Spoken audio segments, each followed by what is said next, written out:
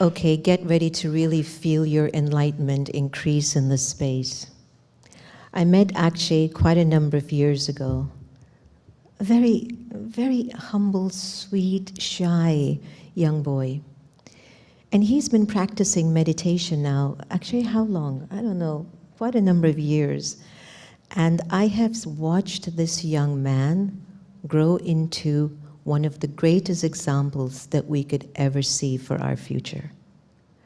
At the age of 13, he continues to just brighten up our minds with the things that comes out of Akshay's lips. He speaks truth, and he's not afraid of doing that.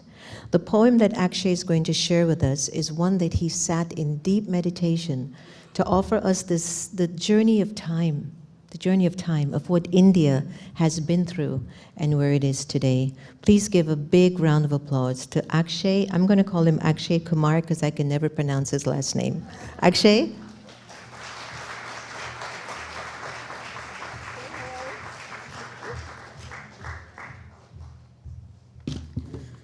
Om Shanti.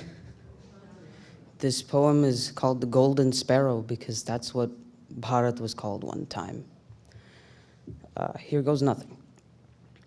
There once was a land of unfathomable abundance, firmly anchored in divine providence, where palaces of pure gold and diamonds stood the size of cities amidst lush green landscapes traversed by the deities, where wise kings led without a single doubt, for they ruled the world inside and out, where jewels lay in between our eyes, but also flew high through our blue skies.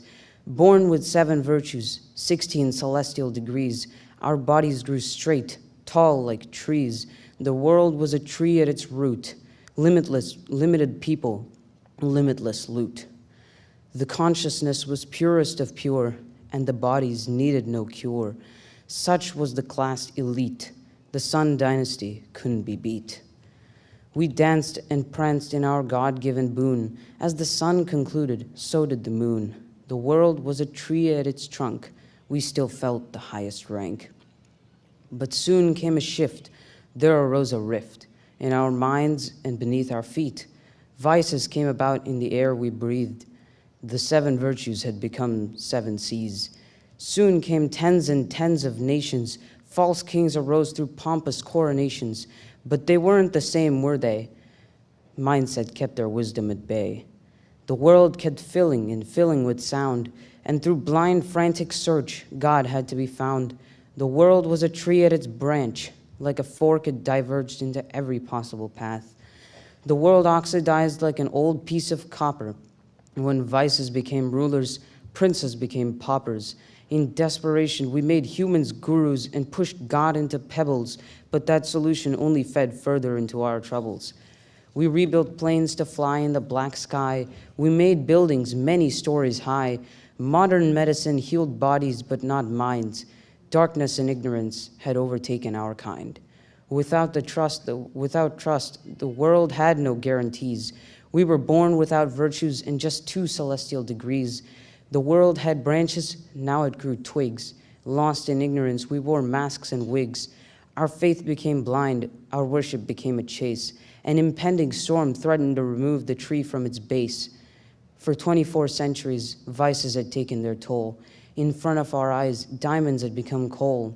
And then came the Supreme Father, the Supreme Soul, tearing darkness to play his imperishable role. Placing their urn of knowledge over the heads of mothers, he led a quiet transformation among the brothers. He preached knowledge with such conviction that it couldn't be questioned in any jurisdiction. Setting the codes of conduct, he guides our way to become the deities that we were one day. He plays the flute of knowledge every day, starting with love, remembrance, good morning, and namaste. Om Shanti.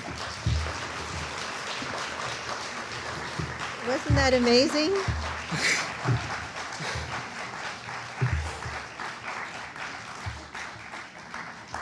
How are you doing? Still nervous? Yeah. Oh.